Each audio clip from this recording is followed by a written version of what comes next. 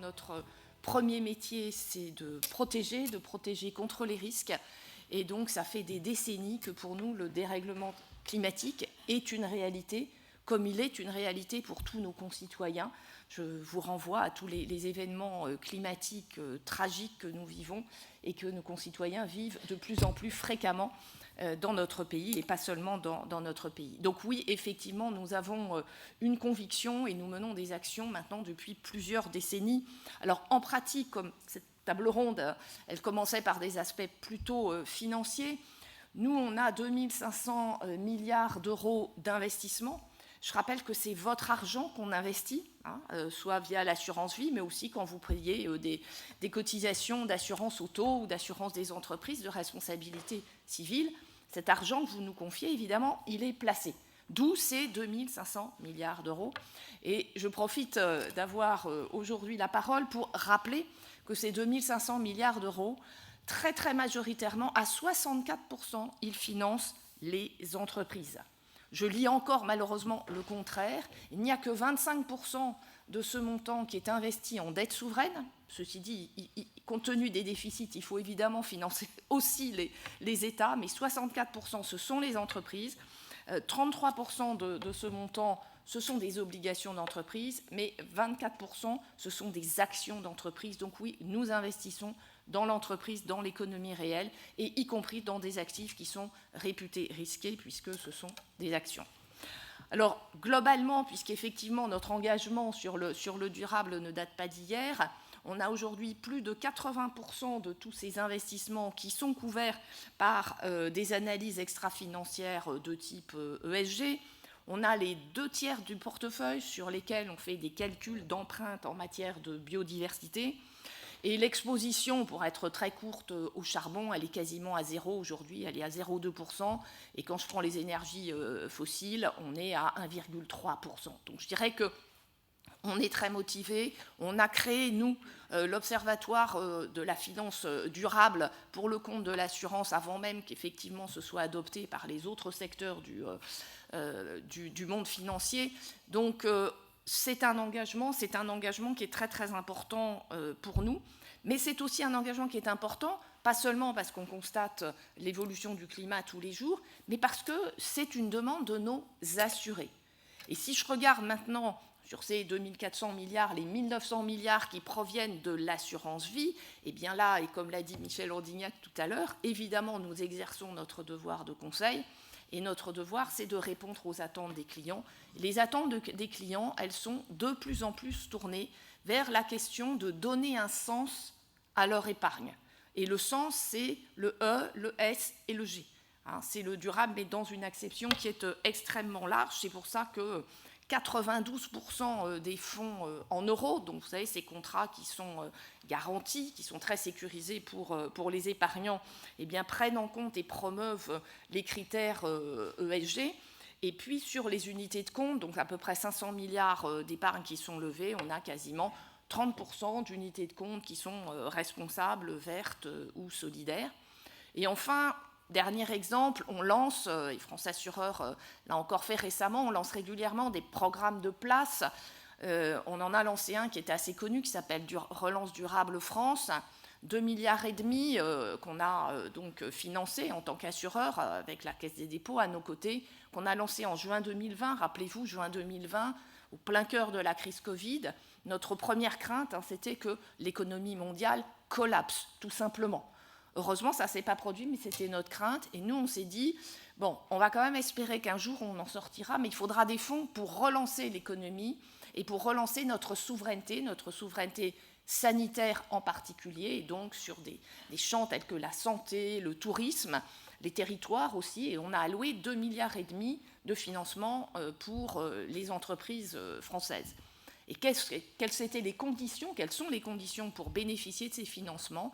Eh bien, c'est de respecter des critères ESG. Donc ça veut dire que toutes les PME, les très belles ETI qu'on finance, l'innovation qu'on finance doit se faire dans des entreprises qui respectent les contraintes RSE et surtout qui nous remontent tous les ans des indicateurs qui montrent qu'elles progressent sur ces dimensions. Parce que je crois que le plus important, c'est la dynamique. Ce n'est pas blanc, noir, il n'y a pas des bons et des méchants.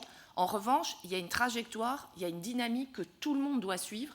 Et ces indicateurs sur Relance Durable France, eh bien, ils nous permettent de vérifier que ces entreprises que vous financez avec votre épargne ou vos cotisations d'assurance, eh bien, elles s'inscrivent bien sur une trajectoire vertueuse en matière de durabilité. Que font les assureurs côté protection pour faire face au changement climatique ? Alors la protection, c'est effectivement le premier de nos métiers et c'est le métier premier. Je redis que si on place de l'argent, c'est uniquement parce qu'on protège. Et c'est bien l'argent que vous nous confiez à des fins de protection que nous plaçons. Ça, c'est vraiment quelque chose qu'il ne faut jamais oublier parce qu'évidemment, on a une responsabilité fiduciaire par rapport à nos assurés et puis on a une responsabilité par rapport aux objectifs qui sont les leurs, en particulier quand ils nous confient des sommes en matière d'assurance vie. Donc je suis contente qu'on parle un peu de mon métier de base. Mon métier de base, c'est d'avoir les deux pieds dans la glaise tous les jours et d'être aux côtés des assurés qui subissent les effets de ce réchauffement climatique. Juste pour donner un ordre de grandeur, notre métier à nous assureurs, c'est de réparer le monde réel. Tous les jours, on répare des voitures, on répare des toitures, on répare des entreprises, on répare des territoires. On gère 38 000 nouveaux sinistres tous les jours. Donc c'est vraiment ça notre métier. Et donc sur les événements naturels, eh bien, on a une chance inouïe en France, c'est d'avoir depuis 1982 un régime qui s'appelle le régime des catastrophes naturelles et qui permet à tout un chacun, pour autant qu'il ait souscrit un contrat d'assurance avec une garantie de dommages à l'intérieur, donc une multirisque habitation, une multirisque entreprise, d'être couvert en cas de dommages créés par un événement climatique d'une intensité exceptionnelle.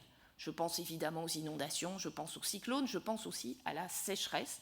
Donc on a un régime qui est très très protecteur et un partenariat public-privé qu'on fait évoluer périodiquement de façon à continuer à coller aux besoins de notre population qui quand même, moyennant aujourd'hui une cotisation qui est de l'ordre de 25 € par an, est couverte contre les effets de ces événements climatiques catastrophiques. Je vous assure que quand je vais à la COP et que j'explique ce système au reste du monde, mais les gens rêvent d'avoir un système de cette nature, parce que, Dieu merci, en France, on n'est pas en Californie. Donc aujourd'hui, il n'y a pas de sujet, tout le monde trouve à s'assurer, y compris les gens qui sont dans des zones qui sont aujourd'hui encore plus touchées que d'autres par les événements climatiques.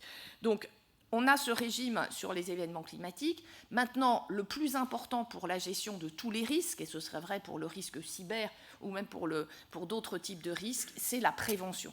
Et là, nous, on est très, très actifs sur la prévention, sur l'innovation. Donc, on est à l'affût. On a une mission qu'on finance depuis plus de 20 ans qui s'appelle la mission risque naturel, qui observe les phénomènes naturels et qui aussi favorise le développement de technologies qui permettent de mieux protéger contre l'effet de ce réchauffement climatique. Et je voudrais juste vous donner un exemple. Il y a quelques mois maintenant, on a lancé ce qu'on a appelé l'initiative sécheresse. Vous n'êtes pas sans savoir qu'on a aujourd'hui un énorme sujet de société. Quand je dis que c'est un sujet de société, c'est parce que ça concerne plus d'une maison sur deux dans notre pays. Plus de 11 millions qui sont concernés. Ce sont des maisons qui sont construites sur des sols argileux. Il y a beaucoup de sols argileux en France. Donc c'est comme ça. Et l'argile, eh bien, ça gonfle quand c'est humide et ça se rétracte quand c'est sec. Moyennant quoi, les murs des maisons qui sont construites sur ces sols argileux se lézardent et parfois deviennent inhabitables. Donc c'est un énorme sujet.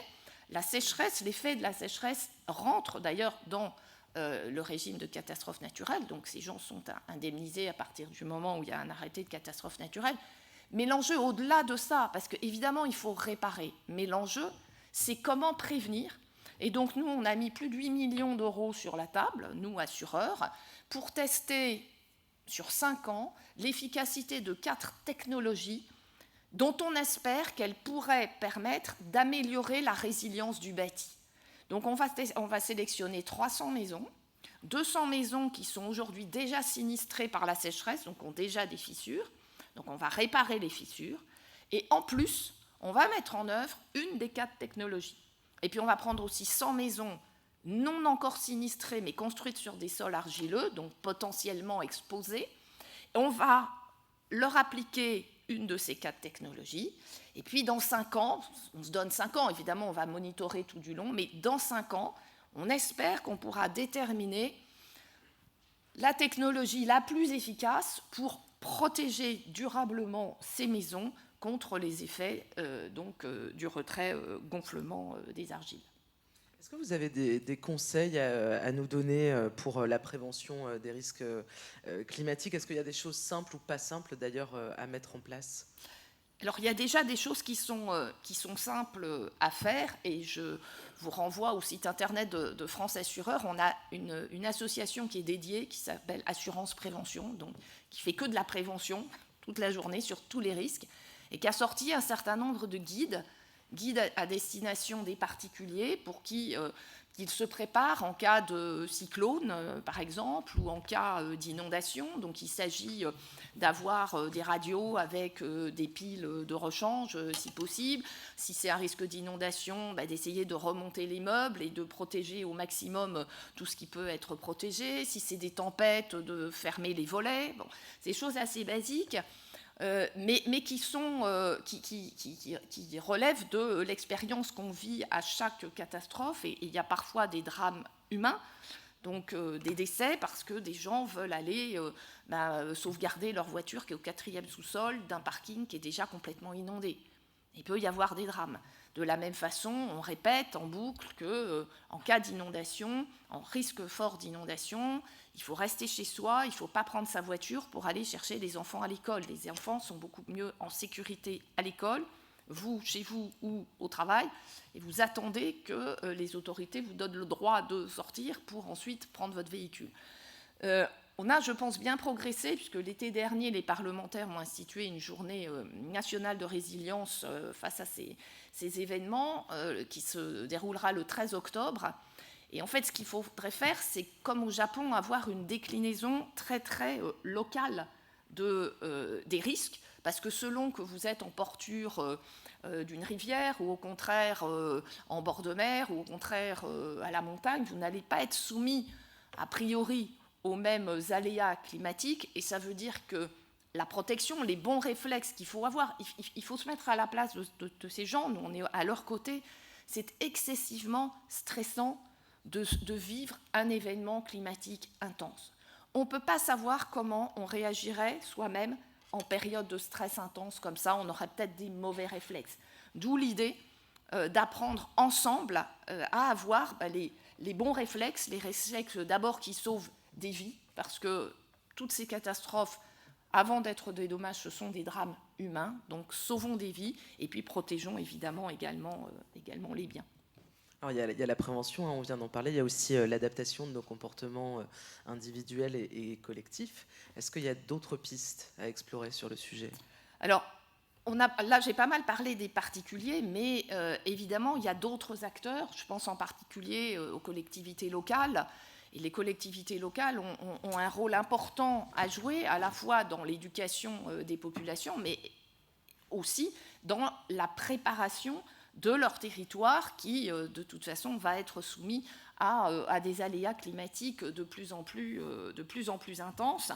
Je rappelle que seulement 40% aujourd'hui des collectivités locales se sont dotées d'un plan de prévention des risques naturels, alors que c'est obligatoire. Donc, peut-être avant d'imaginer de nouvelles réglementations, il faudrait s'assurer que les réglementations en vigueur sont bien appliquées, et sans doute aussi les aider, parce que c'est peut-être pas si simple dans tous les cas d'élaborer ces plans, mais en tout cas là, il faut le faire. On se rapproche aussi des entreprises, parce qu'on a constaté dans le passé, les entreprises font à titre individuel des plans de continuité d'activité, des plans de reprise d'activité, et en fait on s'est aperçu que parfois au rang des stress auxquels elles peuvent être soumises, elles oublient de penser aux événements climatiques. Donc nous travaillons avec elles pour les y aider.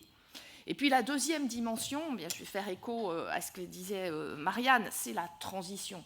Parce qu'encore une fois, le plus important, c'est la dynamique, c'est de s'inscrire sur une dynamique positive par rapport à cette évolution des événements naturels liés au dérèglement climatique.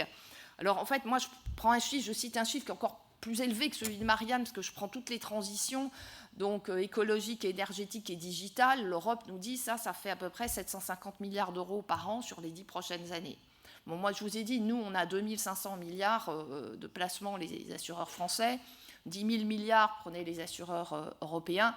Donc en un mot comme en 100, de toute façon, même si on a beaucoup de chance d'avoir de l'épargne, beaucoup d'épargne en France et en Europe, ça n'y suffira pas. Donc moi je dirais que un des premiers objectifs que je mettrais pour arriver à financer ces transitions, c'est d'aller capter. Il faut être très très ambitieux. Évidemment, il faut éviter que notre épargne fuite à l'extérieur. Bon, mais c'est l'inverse, c'est il va falloir aller chercher de l'épargne extra-européenne pour la rapatrier en Europe. Et là, ça veut dire qu'effectivement, il y a peut-être des efforts à faire pour qu'on soit bien attractif sur le plan de l'attractivité de nos systèmes par rapport à une épargne extra-européenne. Ça, c'est le premier point.